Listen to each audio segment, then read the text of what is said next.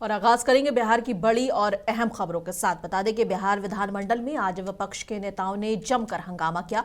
विधानसभा के बाहर कांग्रेस विधायकों ने पप्पू यादव की गिरफ्तारी पर जमकर हंगामा किया। वहीं विधान परिषद में नेता प्रतिपक्ष राबड़ी देवी पर सीएम नीतीश कुमार भड़क गए और विधान परिषद में सीएम नीतीश कुमार और राबड़ी देवी के बीच तीखी बहस देखने को मिली। इसी बीच नीतीश कुमार ने बार बार दोहराया कि बिहार में जो भी विकास हुआ है वो नीतीश सरकार की देन है और लालू राज में बिहार में कोई भी विकास नहीं हुआ। इसके जो वो हट गए कुछ दिन के बाद तहसी को बना दिया। ये लोग कोई काम चीज है? ये लोग आई तीन को बोल रही है। सुनो, तुम बोल रहे थे तो कुछ काम किया है? आज तक वो लोग किसी महिला को बढ़ाया है और आज तक कभी कोई काम किया है? इन लोगों ने कोई काम नहीं किया है और हम लोगों की सरकार के द्वारा सारा का सारा काम किया जा रहा है। जब मुख्यमंत्री बोल रहे हैं, गड़बड़ करता है आप लोग बैठिए, अपनी जगह पर जाइए। और एक एक तरह से बिहार कितना आगे हो रहा है और केंद्र सरकार का सहयोग है और इसके चलते बिहार बहुत आगे बढ़ रहा है। आप लोग तो आज तक कोई काम ही नहीं किए तो यहाँ पर आके क्या खड़ा हो रहा है? इन सब लोगों पर तो एक्शन लेना चाहिए। ये कोई तरीका है कि ऐसे ही करना है? इसका क्या है? अब है अरे इस सबको कुछ आता था, कोई काम किए है? प्रभारी कोई काम नहीं हुआ है। प्रभारी मंत्री 15 साल तक कुछ नहीं काम किया। बिहार नगर पालिका विधि सेवा नियमावली 2026 और बिहार नगर पालिका योजना सेवा नियमावली 2000।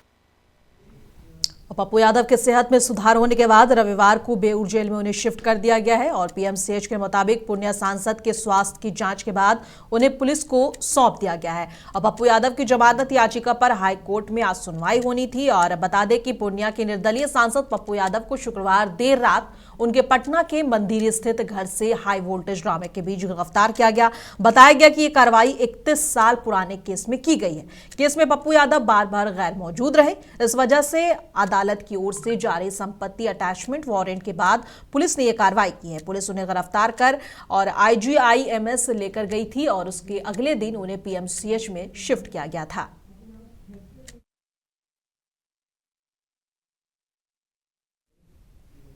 पूर्णिया के सांसद पप्पू यादव की गिरफ्तारी के बाद उनके समर्थक लगातार विरोध प्रदर्शन कर रहे हैं। इसी कतार में उनके समर्थक ने अररिया में सड़कों पर जमकर हंगामा मचाया और नीतीश सरकार पर विपक्ष की आवाज दबाने का आरोप भी लगाया। बता दें कि पप्पू यादव को शुक्रवार देर रात उनके पटना के मंदिर स्थित घर से हाई वोल्टेज ड्रामा के बीच गिरफ्तार कर लिया गया था। यह कार्रवाई 31 साल पुराने केस में की गई है और केस में पप्पू यादव बार बार गैर मौजूद रहे। इस वजह से अदालत की ओर से जारी संपत्ति अटैचमेंट वारंट के बाद पुलिस ने यह कार्रवाई की थी। कोसी और सीमांचल की सरजमी की आन बान शान राजेश रंजन और पप्पू यादव जी को जिस तरह से 35 साल पुराने मुकदमे में प्रताड़ित करने का काम ये प्रशासन, ये सरकार, ये सम्राट चौधरी जी, ये नीतीश कुमार जी और ये नीरज जी और सभी लोग करने का काम कर रहे, उसके खिलाफ ये नौजवानों का आक्रोश है, ये बिहार का आक्रोश है, ये कोसी और सीमांचल का आक्रोश है कि नीट की जो बच्ची जिसका बलात्कार किया गया, जिसमें मंत्री संतरी के बेटाओं का नाम है और उसको पप्पू यादव जी ने उजागर करने का काम किया। आज सरकार डरती है, नीतीश कुमार जी डरते हैं और प्रशासन को आगे कर पप्पू यादव जी को प्रताड़ित करने का काम किया जा रहा है। ये प्रताड़ित करना, विपक्ष की राजनीति को दबाना, विपक्ष के मुद्दे को दबाना कहीं से भी हम स्वीकार नहीं करेंगे।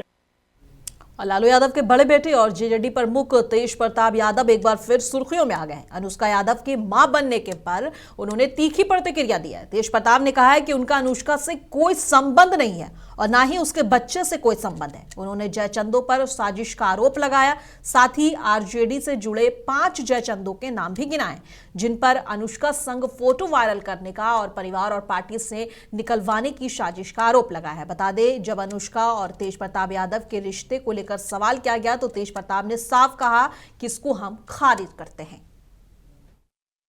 हमारे बारे में कुछ ना कुछ जयचंदों द्वारा, और ये जयचंद कौन है पहले भी सस्पेंस बना हुआ था और आज मैं पर्दाफाश करने जा रहा हूँ कि जयचंद नंबर 1 कौन है।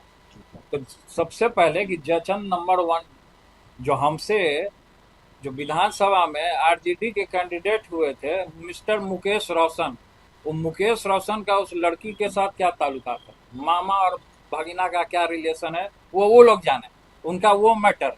कि जिस तरीके से हमको सोशल मीडिया पे जयचंदों द्वारा, और कौन कौन है जयचंद, नंबर 1 तो मुकेश रोशन, नंबर 2 में हो गए संजय यादव, ठीक है, और नंबर 3 में हो गए रमीज कौन है, और नंबर 4 में आ गए शक्ति सिंह कौन है, और 5वें नंबर पे है सुनील सिंह कौन, और भी इनके इर्द गिर्द एल्चा बेल्चा चंगू मंगू छुटपुटिया लोग जो इनके साथ हैं, जो कि और भी जो उसमें उस पार्टी में छात्र राजद। और असम बीजेपी के आधिकारिक सोशल मीडिया अकाउंट पर हाल ही में साझा किए गए एक वीडियो में मुख्यमंत्री हिमंता बिश्वा शर्मा को खास रूप से मुसलमानों पर बेहद करीब से गोली चलाते हुए दिखाया गया था, जिसके बाद से देश भर में राजनीतिक प्रतिक्रिया तेज हो गई। बीजेपी पर हिंसा भड़काने के आरोप लगे, जिसके चलते बढ़ते आक्रोश के बीच वीडियो को हटाना पड़ा। लेकिन इसको लेकर विपक्ष लगातार सवाल पूछ रहा है और इसी कड़ी में आरजेडी के राज्यसभा सांसद मनोज झा ने भी इसकी आलोचना करते हुए अपनी प्रतिक्रिया दी और पीएम मोदी से जवाब मांगा है। मेरा सीधे तौर पे कहना है, काश आपका माइक प्रधानमंत्री जी, गृह मंत्री जी तक पहुंचे, क्योंकि महत्वपूर्ण ये है कि जब वो अनवर इब्राहिम को मलेशिया में गले लगा रहे थे तो यहाँ गले पे गोली चला रहे थे हिमंता बिश्वा शर्मा, और ये सवाल प्रधानमंत्री जी से पूछिए, इस तरह के झूठे रेटोरिक से बात नहीं। और बिहार विधान परिषद में उस वक्त भारी हंगामा देखने को मिला जब महिला सुरक्षा के मुद्दे पर महागठबंधन ने सरकार को घेर लिया और सदन के अंदर और बाहर जोरदार नारेबाजी हुई। और पूर्व मुख्यमंत्री राबड़ी देवी ने राज्य में बढ़ते दुष्कर्म की घटनाओं को लेकर नीतीश सरकार पर तीखा हमला बोला। राबड़ी देवी ने कहा कि बिहार में बच्चियां और महिलाएं सुरक्षित नहीं है और सरकार मूकदर्शक बनी हुई है। उन्होंने कानून व्यवस्था को पूरी तरह फेल बताते हुए मुख्यमंत्री से इस्तीफे की मांग की और हंगामे के चलते सदन की कार्यवाही स्थगित करनी पड़ी। विपक्ष ने साफ कहा है कि जब तक महिला सुरक्षा पर ठोस कदम नहीं उठते, विरोध जारी रहेगा। आखिर क्या हुआ, नीट छात्रा का क्या हुआ, खगड़िया वाला क्या हुआ, और अभी तक एक ही अपराधी का गिरफ्तारी हुई। आखिर ये इस तरह की घटना रोज रोज क्यों हो रही है? तो सवाल ये है कि महामहिम राष्ट्रपति जी ने जो कहा है उस आधार पे बिहार के मुख्यमंत्री को इस्तीफा देना चाहिए कि नहीं देना चाहिए? अभी सदन में क्या हुआ? और सदन में उन्होंने जवाब नहीं दिया, और जवाब नहीं दिया और इधर उधर की बात बोलते रहे। उससे भी बड़ी दुर्भाग्यपूर्ण बात यह है कि माननीय मुख्यमंत्री जो सदन के नेता होते हैं, जब वो बोल रहे थे तो उनके माइक को किसके इशारे पर बंद किया गया? किसके इशारे पर मुख्यमंत्री के माइक को बंद किया गया? ये सबसे बड़ा सवाल है। ठीक है, दोनों माइक बंद, ठीक है, तो मुख्यमंत्री खड़े हुए बोलने के लिए हमारी मांग थी कि मुख्यमंत्री इस पर जवाब दे। मुख्यमंत्री इधर उधर की बात बोलते रहे सदन में मुख्यमंत्री, वही तो बिल्कुल किसके इशारे पर, किसने इशारा दिया कि उनके माइक को बंद किया गया? जेडीयू प्रवक्ता नीरज कुमार ने पप्पू यादव की गिरफ्तारी पर अपनी प्रतिक्रिया दी है। बता दें कि पूर्णिया से निर्दलीय सांसद पप्पू यादव को शुक्रवार देर रात उनके पटना के मंदिरी स्थित घर से हाई वोल्टेज ड्रामा के बीच गिरफ्तार कर लिया गया था। बताया गया कि यह कार्रवाई 31 साल पुराने केस में की गई है। अब जेडीयू के प्रवक्ता जो है उन्होंने इसको लेकर अपनी प्रतिक्रिया दी है। क्या कुछ कह रहे एक बार सुनिए। नीट के मामले के चलते गिरफ्तार किया गया। गिरफ्तार तो आपको लालू जी के समय का मुकदमा है, 1995 का मुकदमा है, तो फंसाने का अधिकार किसको था? अगर राजनीतिक कारण बता रहे हैं तो लालू जी ने आपको फंसा दिया।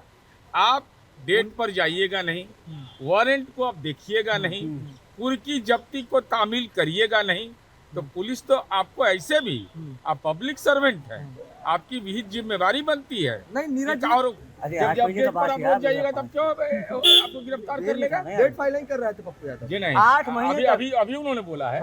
अभी आपके सहयोगी ने बोला है कि 8 महीना, 8 महीने से। अरे भाई, इसकी प्रक्रिया है ना, वारंट होने के बाद कुर्की होता है, इश्तेहार होता है, उसकी प्रक्रिया है ना। और वो तो खुद कह रहे हैं कि हम इसी काम के लिए आए हैं। अच्छा बताइए, पप्पू यादव का सिग्नेचर देखे हैं कहीं आप? जो स्मार पत्र जहानाबाद में न्याय मार्च में सिग्नेचर देखे हैं? हम स्मार पत्र मेरे पास है। चढ़ जा बेटा सूली पर, भला करेगा राम।